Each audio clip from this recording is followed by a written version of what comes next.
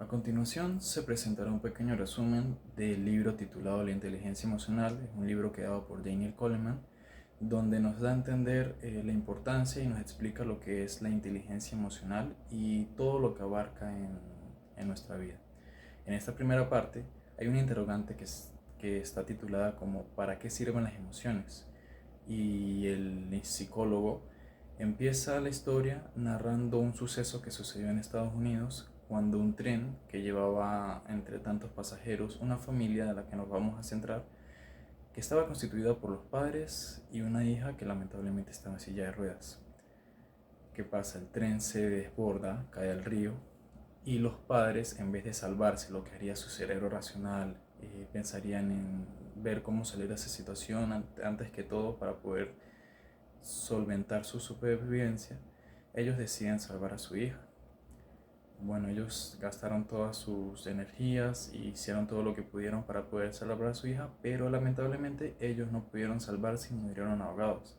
Entonces, en esto el escritor nos narra que generalmente el cerebro racional es quien domina nuestro ser, pero en ocasiones específicas, más aún cuando está en juego algún ser querido, una persona que amamos, nuestro cerebro racional se aminora y toma lugar la parte emocional de nuestra mente, lo encierra, lo engloba y hace cosas que generalmente uno como raciocinio no ve tan coherente, pero para esa persona ese sentimiento lo motiva y lo impulsa a hacer cosas que generalmente uno no haría o en su lógica no podría estar dispuesto a realizar.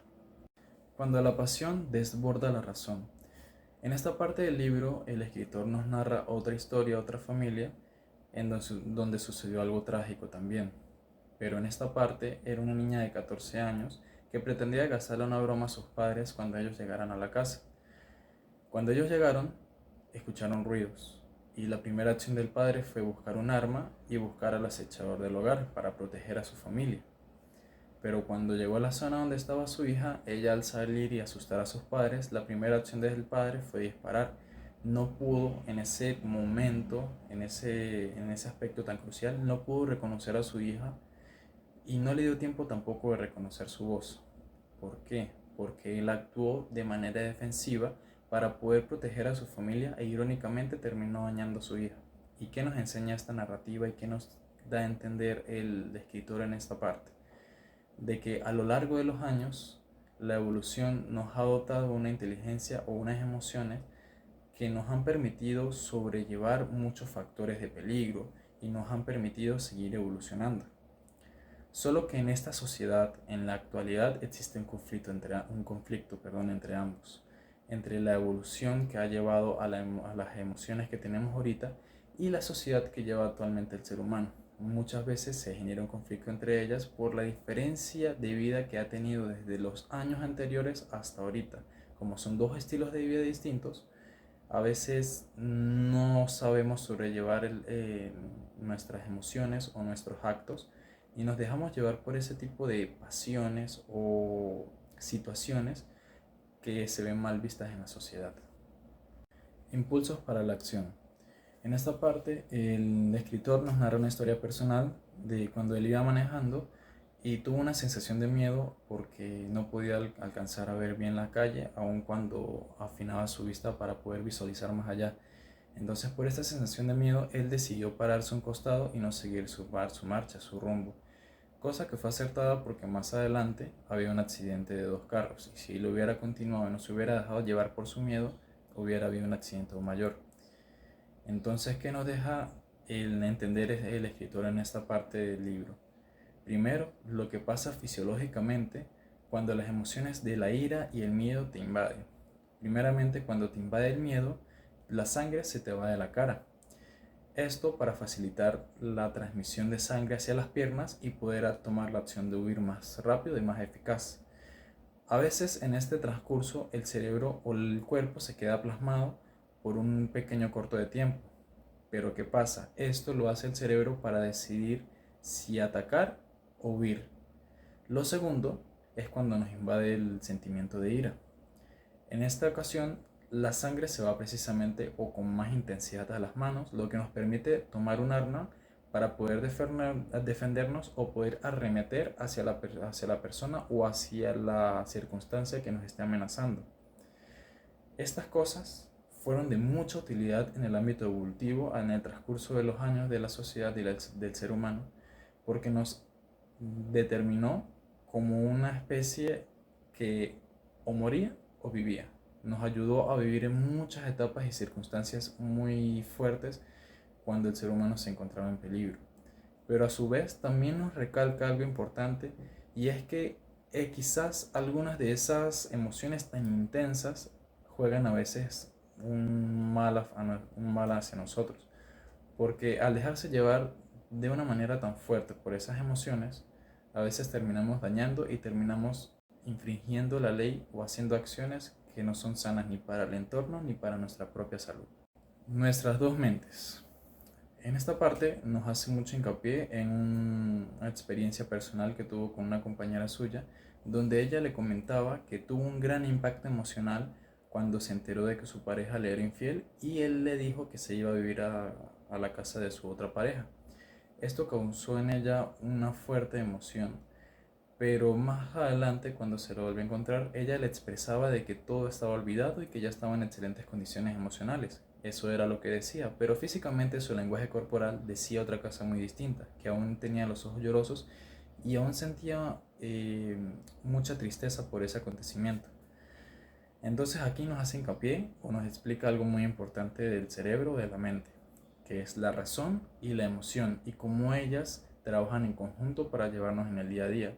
Generalmente hay un equilibrio entre ellas dos, pero sucede a veces que la razón aminora a la emoción y la deja aparte, lo que nos hace ser un poco más fríos y no nos permite tener ese equilibrio emocional que generalmente nos ayuda también para ciertos procesos en el ámbito laboral, en lo emocional y en lo familiar. Pero hay veces en que la emoción bota totalmente a la razón, y es cuando nosotros nos dejamos llevar por esas emociones, por esas partes explosivas de nuestro ser, y acabamos haciendo cosas que no siempre son tan gratas o de las que después nos podemos arrepentir. Entonces, cuando se rompe el equilibrio de estas dos partes, ahí suceden cosas que generalmente no deberían ocurrir. Entonces nos hace hincapié en que debemos saber manejar las dos partes de la mente, tanto la razón como la emoción, y mantenerlas en un equilibrio constante donde podremos seguir siendo parte esencial de una sociedad. El desarrollo del cerebro. Como bien lo dice el título, en esta parte el autor intenta explicarnos a nosotros la evolución que ha tenido el cerebro desde que empezamos a tener inteligencia hasta la actualidad. En un principio, nuestro cerebro era muy limitado y era capaz únicamente de poder hacer esas cosas que ahora nos parecen automáticas a nosotros, como lo es respirar, cosas que no llevan de una gran hazaña mental. Antes el cerebro estaba muy ligado al sistema del olfato y sabía determinar por medio de eso posibles parejas sexuales para seguir con la procreación del ser humano, para identificar alimentos, para identificar cosas que pueden causarnos daño o para identificar enemigos, ya que todas estas cosas desprenden cierto olor que la mente o el cerebro en ese momento supo entender y adaptar para poder hacer lo que parecía mejor en ese momento, para poder procrear o para seguir viviendo como supervivencia. A partir de ello, se creó el cerebro, el neocortex, que es la parte más inteligente, lo que se le puede decir la parte más evolutiva del cerebro, que nos permitió obtener la lógica, el pensamiento, el argumento, la reflexión, el raciocinio. En esta parte, el cerebro pudo darle ese toque emocional a las cosas que ya el cerebro venía adaptando. Por ejemplo, en los olores era capaz no solamente de identificar las cosas por medio de los aromas, sino que también podía añadirle sentimiento a eso. Por ejemplo, comidas, parejas o cualquier otro tipo de cosas, lo podía identificar con experiencias pasadas para poder tomar la mejor decisión en ese momento. Aparte de eso, nos hace hincapié de que nuestro cerebro o nuestras emociones y nuestro raciocinio es mucho más avanzado de lo que son de los reptiles, de los monos y de otras especies, que si bien Algunas de ellas están un poco más evolucionadas que la otra, por lo menos el reptil no tiene ese apego emocional o esa inteligencia para poder sobrellevar una carga familiar, pero que el mono sí lo tiene. Sin embargo, no es la misma amplitud con la que el ser humano ha podido desarrollarlo.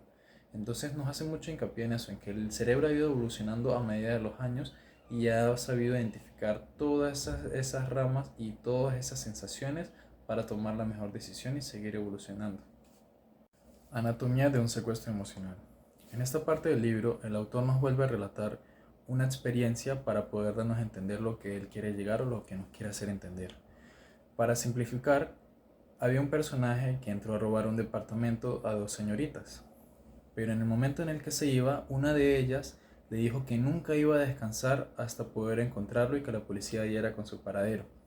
Esto hizo un cambio en su mente donde apartó toda fuente de raciocinio, toda fuente de lógica y su sistema límbico tomó el poder de la mente y luego procedió a asesinar a las chicas. Esto nos da a entender de que muchas veces el ser humano se deja llevar tanto por sus emociones, por su sistema límbico, que deja atrás todo el raciocinio y solamente después de que el acto que ha hecho, al que tomó lugar, y se pone a analizar las cosas que hizo, se da cuenta de que en un momento normal de lógica nunca hubiera hecho eso. Recién reacciona después de que su sistema límbico vuelve a retomar el equilibrio donde están los dos tipos de mente que se explicó anteriormente. Además de eso, nos hace comparar, nos hace un sistema de introspección donde nos pregunta ¿cuándo fue la última vez que te has dejado llevar por las emociones o por tu sistema límbico? ¿Qué has hecho y por qué no has sabido manejarlo eficientemente en ese momento, con raciocinio? No has sabido controlar tus emociones. Pero aparte de eso también toca otro tema, y es que no todo el tiempo las situaciones son malas o llegan a fracasos o llegan a cosas delictivas, sino que a veces también el sistema límbico, las emociones te abordan de una manera tan fuerte, pero por la felicidad o por la alegría. Esto al completar metas por las que has trabajado mucho o por simplemente tener un momento de tanta alegría y tanta euforia que tu cerebro evade lo lógico y se centra un poco más en el tema emocional. Pero ojo, aclara que este tema no es malo ni te lleva a hacer cosas malas. No todo el tiempo es de esa manera. La sede de todas las pasiones. En esta parte del libro vamos a hablar acerca de la importancia que tiene la amígdala en los sentimientos, en el afecto, en la toma de decisiones y en la inteligencia emocional. Para ello vamos a hablar de un caso de un joven al que se le fue hecha una cirugía y se le extirpó la amígdala. Después de esta operación, su capacidad de sentir afecto se vio bastante limitada. Todos sus familiares y sus seres allegados veían la indiferencia en su personalidad, cosa cabe destacar que antes de la operación sí era más afectuoso y era más empático con la gente. Además de eso, muchos estudios se han realizado para poder comprobar esta teoría. Aparte de ello, no solamente en los seres humanos, también se ha comprobado en varios experimentos con animales a los que se les fue extirpado la amígdala, que ellos después o con la ausencia generada por esas operaciones que se les hizo, ellos dejaron de tener miedo, dejaron de tener ira. Su comportamiento era totalmente diferente al que tenían antes de extirparle la amígdala. Además de eso, se han hecho muchos estudios y muchas comprobaciones que han permitido entablar o entender la importancia que tiene la amígdala en la inteligencia emocional, ya que esta, junto con el neocortex, forman parte de lo que se hace llamar la inteligencia emocional. El centinela emocional. En esta parte nos relatan una breve historia acerca de un joven que, saliendo de un café en un canal, se encontró con una jovencita que estaba mirando aterrorizada al agua. El joven, sin poder reaccionar, sin poder analizar y con lógica, se lanzó inesperadamente al agua, y recién en el lago se dio cuenta que la niña lo que miraba era un joven, un niño que se estaba ahogando. Lo pudo salvar. Y el tema a analizar en este cuento, en esta historia, es que el joven actuó por la amígdala. no le dio chance a su neocortex de analizar la situación, de tener raciocinio y de pensar en la mejor opción. Y de allí va al siguiente tema, que es que el tálamo tiene una fuerte y rápida conexión con la amígdala, que a veces incluso la recepción es más rápida que la que usa al llegar al neocortex. Esto es porque los sentidos, todos los sentidos y todas las cosas que nosotros percibimos pasan por el tálamo, y de vez en cuando, como una acción, una respuesta rápida, la amígdala toma el poder y hace lo que cree que es mejor o es más conveniente, pero sin raciocinio, no analiza las situaciones, simplemente actúa por instinto. Justo eso hizo un experimento un famoso científico que se apellida Lecautz. Él hizo un experimento con ratas. Él anuló la conexión entre el neocortex y el sistema del oído de las ratas, pero les hizo un experimento poniendo un sonido fuerte y, aparte de eso, una descarga eléctrica. De allí las ratas rápidamente aprendieron a identificar el sonido fuerte y empezaron a temerle al mismo, aun cuando el neocortex no recibía la información.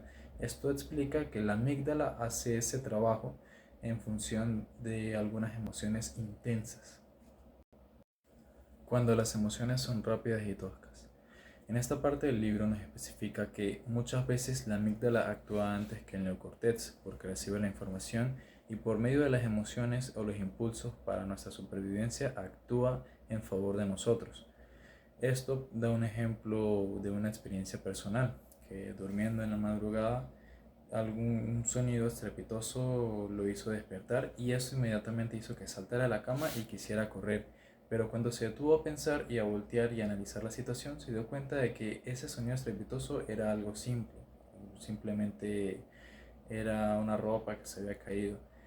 Pero, ¿qué tal si hubiera sido que el techo se hubiera desmoronado o hubiera sido una situación de emergencia? Ese tiempo tan valioso de que la amígdala lo hizo reaccionar a que analizara la situación pudo haberle salvado la vida. Pero ¿qué pasa? Es cierto que nos ayuda y nos hace actuar de manera más rápida en situaciones peligrosas, pero es de una manera muy tosca, porque no te da el chance, no te deja procesar la información para saber lo que realmente está sucediendo en tu entorno. Entonces reaccionas, pero no con una lógica o un raciocinio preciso, simplemente lo hace por inercia. Además de eso, pues se ha hecho un estudio también en ratones, en donde se comprueba que efectivamente es más rápida la respuesta por la amígdala que por el neocortex, y eso nos da un tiempo de mucho valor para poder actuar ante otras situaciones. Eso nos da a entender, después de muchos experimentos y muchas comprobaciones, de que muchas veces la emoción actúa antes que la razón, que el raciocinio. Y es por eso que podemos ver tantos arrebatos de emociones como ira, como miedo, porque la amígdala se hace cargo en esas situaciones de imprevisto y anula totalmente lo que es el neocortex y la respuesta racional. Armonizando la emoción y el pensamiento. En esta parte del libro nos toca un tema bastante importante, que es la conexión de la amígdala con el lóbulo prefrontal. Como sabemos, el lóbulo prefrontal es aquella parte del cerebro que guarda las memorias de trabajo, pero cuando nos llevan a situaciones tan intensas o nos abordan emociones fuertes como las de cólera, como las de miedo, como las de tristeza, existe como una especie de cortocircuito que hace que no se pueda establecer una armonía o una conexión estable con estas dos partes. Entonces ahí es cuando surgen a veces los temas de no puedo pensar con claridad, lo tengo en la punta de la lengua pero no puedo expresarlo, no me viene a la cabeza las memorias, te quedas en blanco. Eso sucede por por las emociones intensas que tienes, que no te permiten hacer contacto con esas dos partes importantes del funcionamiento de la memoria. Por otro lado, el proceso de toma de decisiones también se ve afectado por este tipo de cosas. Por ejemplo, cuando sufres un accidente y en ese accidente se corta la transmisión de la amígdala con el lóbulo prefrontal, no se tienden a ver casos en los que afecte al coeficiente intelectual, porque el tema del raciocinio, el tema del coeficiente y la inteligencia no se ve afectado. Lo que sí se ve afectado en gran medida es la toma de decisiones emocionales que generalmente abarcan un gran ámbito de nuestra vida social, nuestra vida familiar y académica. Entonces ahí existe un pequeño detalle que es la falta de conexión o las partes dañadas que se suponían haciendo un trabajo en conjunto para que esas dos partes se unieran no están funcionando, y eso genera que la persona no pueda tomar decisiones o no pueda percibir de forma adecuada las emociones que está presentando. Finalmente, para entender que un cerebro o la mente está funcionando bien, tiene que haber una excelente o una conexión equilibrada entre lo que sería el cerebro neocortex y el sistema límbico, y también entre la amígdala y el lóbulo prefrontal. Estas partes tienen que trabajar en conjunto para que pueda haber una estabilidad entre la emoción y entre el raciocinio.